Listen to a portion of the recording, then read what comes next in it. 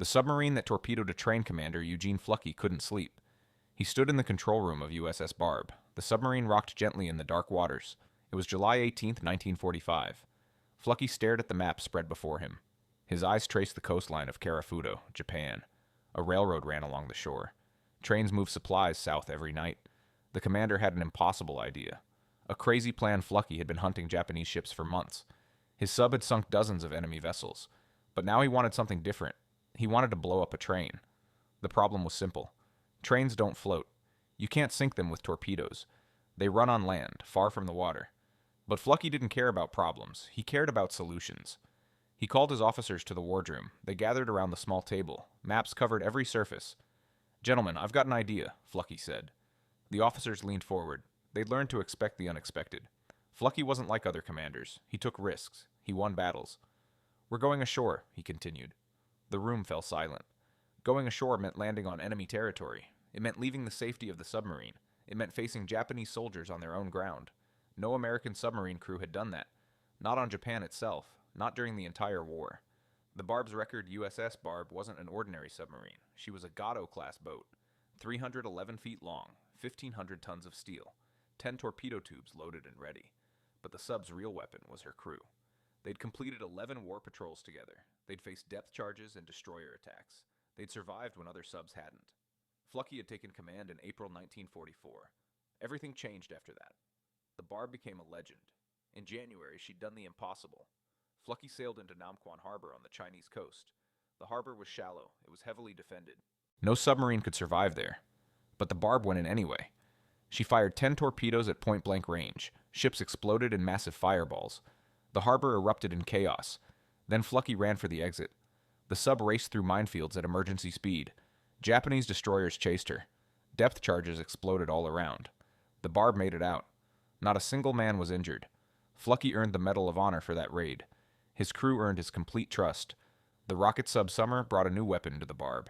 Engineers installed rocket launchers on the forward deck. 5-inch rockets, 12 at a time. The Barb became the first American submarine armed with rockets. Fluckey used them immediately. He attacked Japanese factories along the coast. He bombarded military bases. He struck targets that torpedoes couldn't reach. The rockets worked perfectly. But Fluckey wanted more. That's when he spotted the railroad. Through his periscope, he watched trains roll by. They carried troops heading south. They hauled ammunition and supplies. They moved war materials to Japanese bases. Every train that passed was helping Japan fight. Every car full of supplies meant more American casualties. Fluckey had to stop them. But how do you attack a train from a submarine? Building the bomb, Fluckey gathered his senior enlisted men. Chief Petty Officer Paul Saunders listened to the plan. He didn't laugh. He didn't say it was impossible. He just nodded. "We'll need volunteers," Saunders said. "I figured," Fluckey replied. The word spread through the boat. The captain needed men for a special mission, a shore mission, on Japanese soil. Nearly the entire crew volunteered. Fluckey chose 8 men. Saunders would lead them. The others were picked for their skills. Billy Hatfield knew explosives. Francis Seaver could move silently in darkness. Lawrence Newland was fearless under pressure. 4 others completed the team. Now they needed a weapon. The crew got creative. They built a trigger from spare parts, a microswitch that would close when pressure hit it, wire and batteries to complete the circuit. They attached it to 55 pounds of explosives, enough power to destroy a locomotive, enough force to derail an entire train. The device was simple, deadly, and it would work. Waiting for weather. The team needed darkness to succeed. They needed clouds to hide the moon. They needed calm seas for the rubber rafts. They needed perfect conditions. For 4 days they waited. The Barb cruised back and forth offshore. Fluckey watched the weather. He watched the trains. He counted them as they passed. 12 to 16 cars per train. Moving south every night, loaded with soldiers and supplies, all heading to defend Japan's home islands. The invasion of Japan was coming. Everyone knew it. American forces would land soon. Millions would die in the fighting. Every train that reached its destination made that invasion harder. Every supply car delivered meant more American blood. Fluckey was determined to stop at least one. The crew trained while they waited. They practiced rowing in the dark. They rehearsed the landing procedure. They memorized the plan. 8 men would go ashore. They'd paddle 400 yards to the beach. They'd hike inland to the railroad. They'd plant the bomb and return. Simple. Except for the Japanese soldiers. Except for the patrols. Except for everything that could go wrong. The night of July 22nd. Finally, clouds rolled in. The sky turned dark and heavy. The moon disappeared behind thick cover. Conditions were perfect. Flucky gave the order. The barb surfaced at 950 yards from shore, so close that lookouts could see trees, so shallow that the keel almost touched bottom.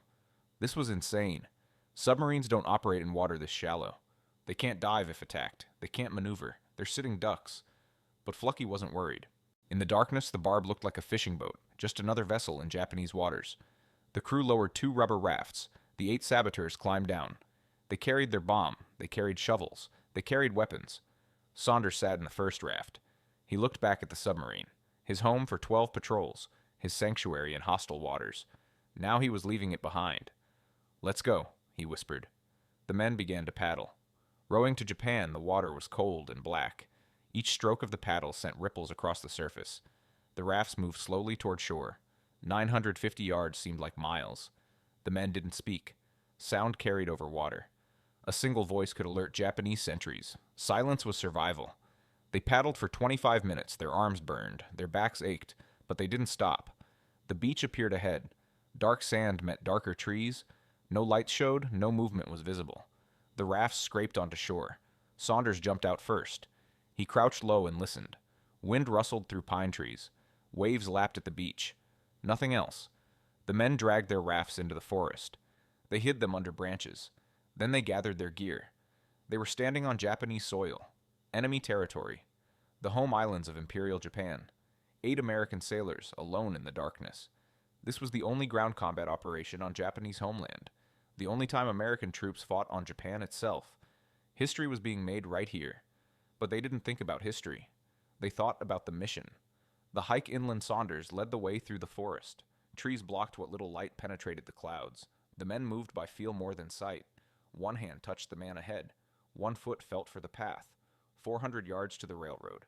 It didn't sound far. But in pitch darkness, every yard was dangerous. They walked for 15 minutes. No one spoke. No one coughed. Even their breathing was controlled. Then Saunders stopped. He held up his hand. The others froze. Ahead, through the trees, rail tracks gleamed. The railroad ran straight north and south, exactly where Flucky's map said it would be. The men crept forward. They reached the embankment and dropped flat. Saunders crawled up to the tracks. He pressed his ear against the rail. No vibration. No train coming. Not yet. He waved the others forward, planting the bomb. 2 men started digging under the rails. The ground was hard. Shovels scraped and stabbed. They worked as quietly as possible. Every sound seemed too loud. 2 others assembled the micro switch. They positioned it carefully on the rail. The pressure plate had to align perfectly. One mistake meant failure. The rest stood guard. They watched the forest. They watched the tracks. They listened for approaching Japanese patrols.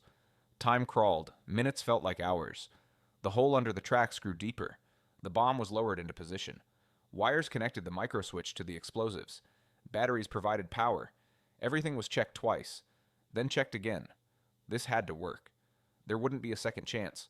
Finally, Saunders nodded. The bomb was armed. The trigger was set. When a train passed overhead, its weight would close the switch.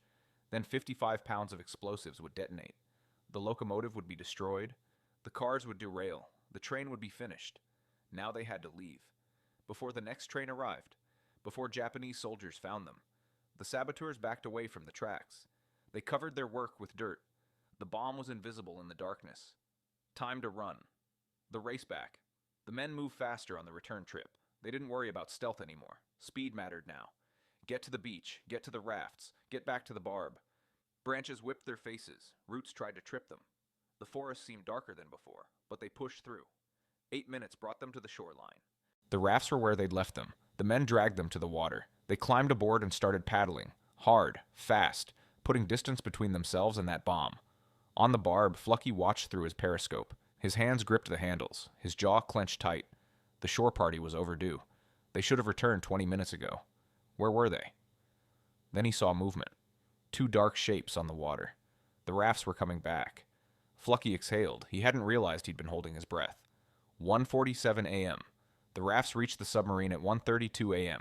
The men scrambled aboard. Equipment was hauled up. The rafts were secured. Saunders reported to Flucky.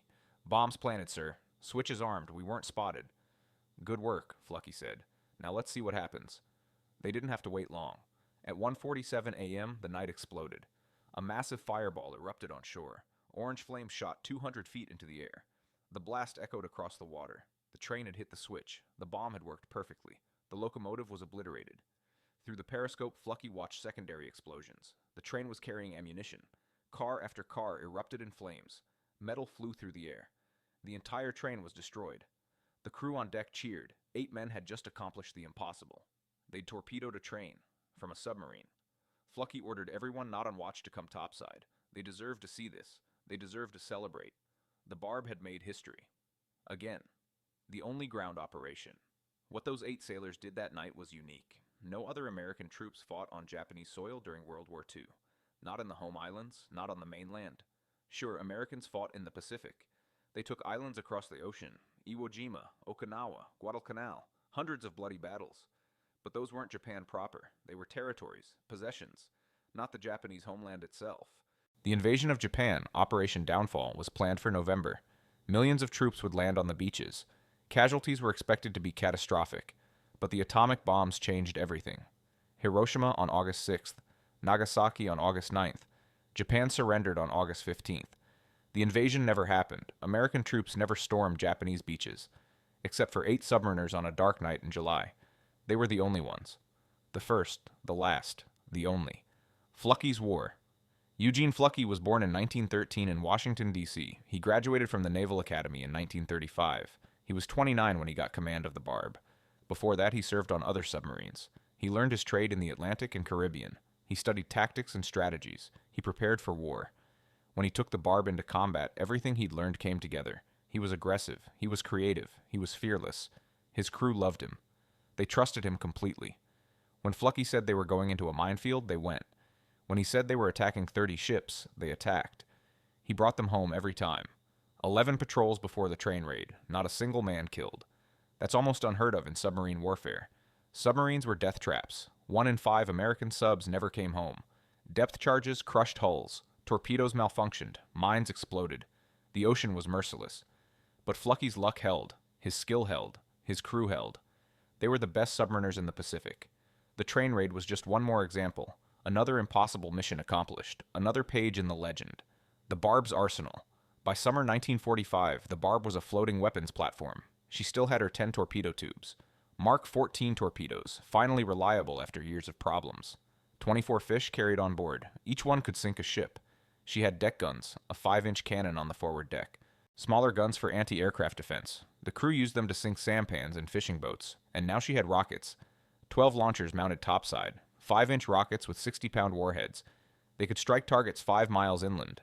Flucky used every weapon. He torpedoed freighters. He shelled shore installations. He rocketed factories and airfields. The Barb was everywhere, striking everything. Japanese commanders hated him. They called him the most dangerous submariner in the Pacific. They put a bounty on his head. Flucky considered it a compliment. The submarine herself was tough. Built at Electric Boat Company in Groton, Connecticut. Launched in April 1942. 3 years of combat had scarred her but never stopped her. Her diesels ran strong. Her batteries held charge. Her hull had taken depth charge hits and survived. She was a warrior.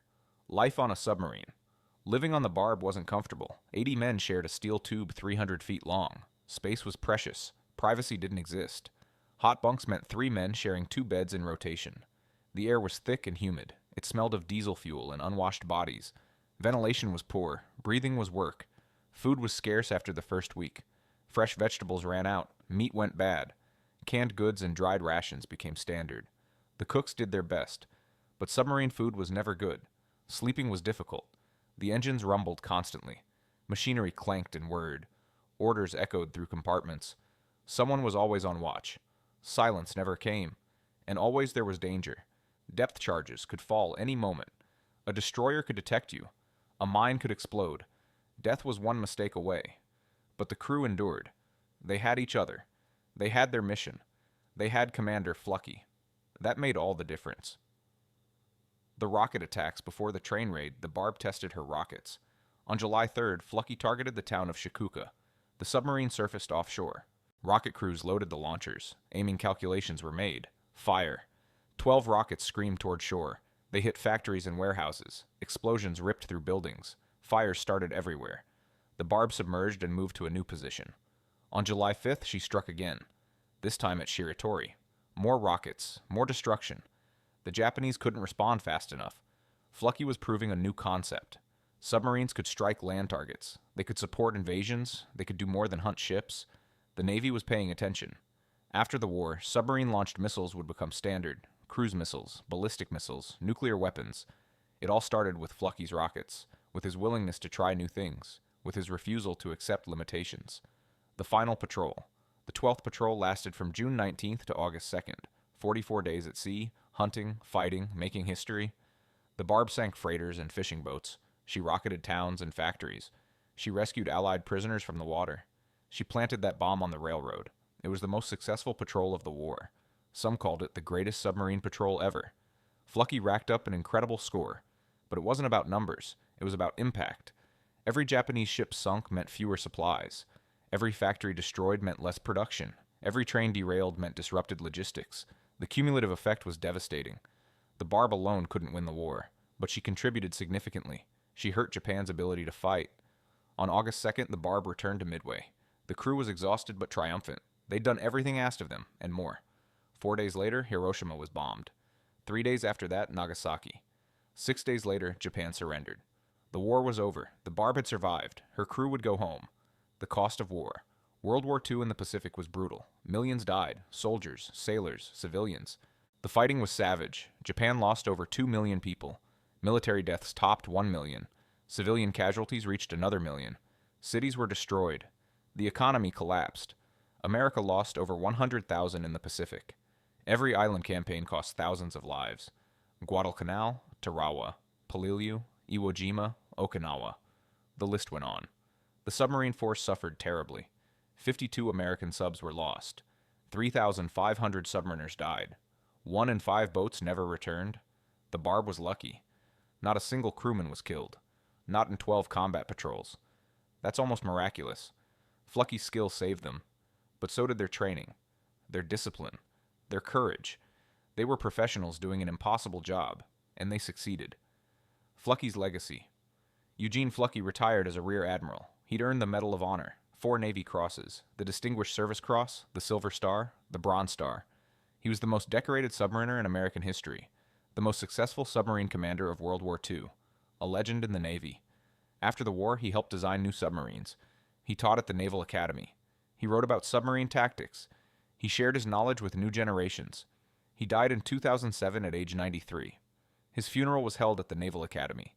Submariners from across the country attended. They honored the man who showed them how to fight. His legacy lives on. Every submariner studies his tactics. Every commander learns from his example. Every crew knows his story. The man who torpedoed a train became immortal. The Barb's fate. USS Barb was decommissioned in February 1946. The war was over. The Navy didn't need so many submarines.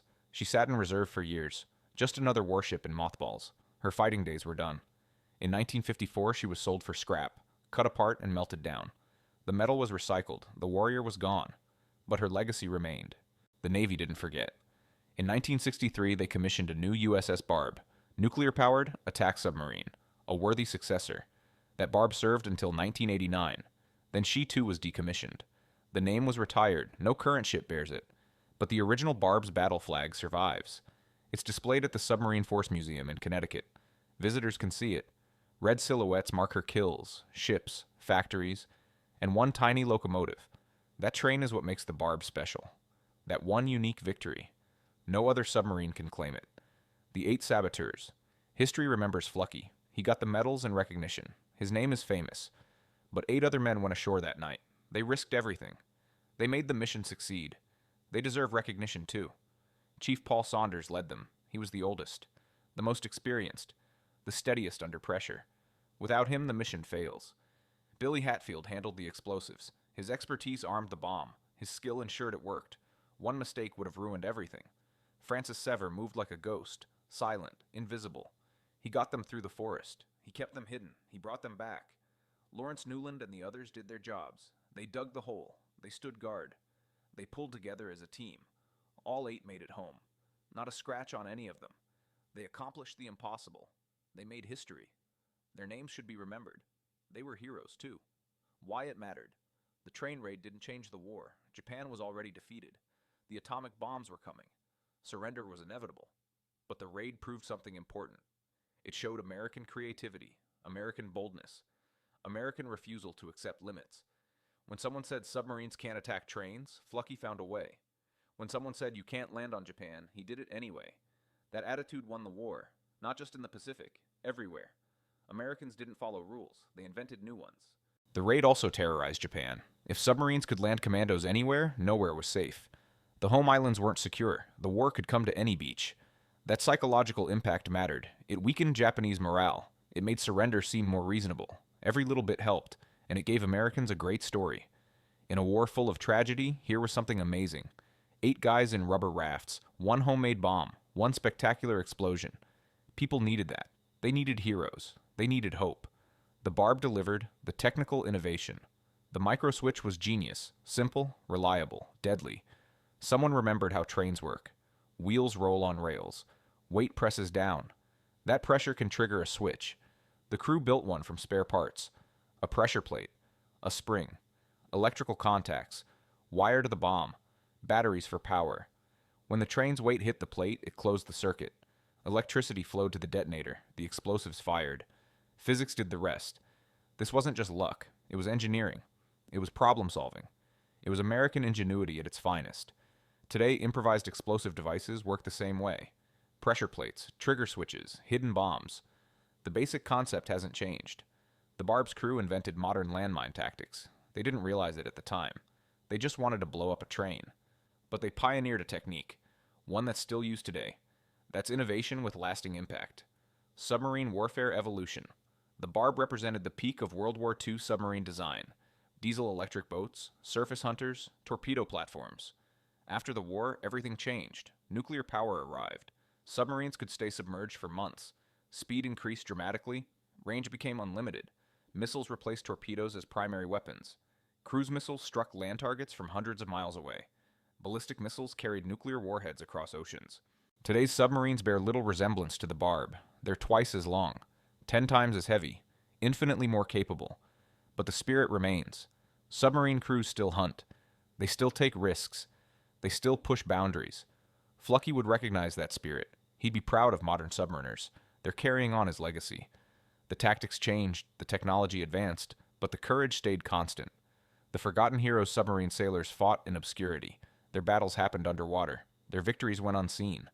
The public didn't know their stories. Unlike infantry or pilots, submariners couldn't be photographed in action. No reporters rode along. No cameras captured their bravery. They fought alone, in the dark, thousands of miles from home, with no support, no recognition, no glory. But they were crucial to victory. American submarines destroyed Japanese merchant shipping. 60% of all Japanese ships sunk, over 5 million tons. That strangled Japan's economy. No oil, no rubber, no food. The home islands were starved. The war machine ground to a halt. Submariners did that. Men like Flucky, crews like the Barbs, unknown heroes who won the war. After 1945, some stories emerged. Books were written, movies were made, the submarine force got recognition, but many heroes remained forgotten. Their sacrifices unknown, their bravery unrecorded. They deserved better. The train raid helped. It was such a unique story, so dramatic, so photogenic. People remembered it, and remembering the raid meant remembering the Barb, remembering Flucky, remembering submarine warfare, remembering all those forgotten heroes. That's why the story matters. It represents thousands of similar stories. Acts of courage no one witnessed. Victories no one celebrated. Until now. July 23rd. Remembered every year, submariners remember that night. July 23rd. The night 8 sailors landed on Japan. The night a submarine torpedoed a train. Veterans gather. Stories are told. Toasts are raised. The memory lives on. The Submarine Force Museum maintains the exhibits. The battle flag. Photographs. Flucky's Medal of Honor citation. Physical reminders of that raid. New submarine crews learn the story. It's part of their training, part of their heritage. They're told this is what submariners can do. The lesson is clear. Don't accept limits. Don't follow conventional wisdom. Think creatively. Act boldly. Win. That's Flucky's real legacy. Not the ships he sank. Not the medals he earned. But the example he set. Be audacious. Be innovative. Be victorious. That message echoes through submarine history. From the Barb to today's nuclear boats. The spirit endures. The final word. On August 2nd, 1945, the Barb returned to Midway. Her 12th patrol was complete. Her war was ending. Flucky gathered his crew, 80 men who'd been through hell together, who'd faced death and won, who'd made history. He thanked them, each one personally. He shook their hands. He told them they were the best. They were. The best submarine crew of World War II. Maybe the best ever. Their record speaks for itself. 17 ships sunk, officially confirmed by the Navy. Flucky claimed more. The actual number might never be known. Dozens of rocket attacks, shore bombardments, rescue operations, and one train destroyed on Japanese soil. A remarkable record, an incredible story, a legacy that lives forever. Commander Eugene Flucky changed submarine warfare. He proved what was possible. He showed what courage could accomplish. 8 sailors went ashore that night. They climbed into rubber rafts. They paddled to enemy territory. They planted a bomb. And they torpedoed a train. From a submarine. The only time in history. That's the story. That's the legend. That's the Barb. Never forgotten. Always remembered. Forever honored. The submarine that did the impossible. The crew that made it happen. The night everything changed. July 23rd, 1945. Patience Bay. Off the coast of Japan. 8 men. 1 bomb. 1 train. 1 incredible story. This is their legacy. This is their memorial.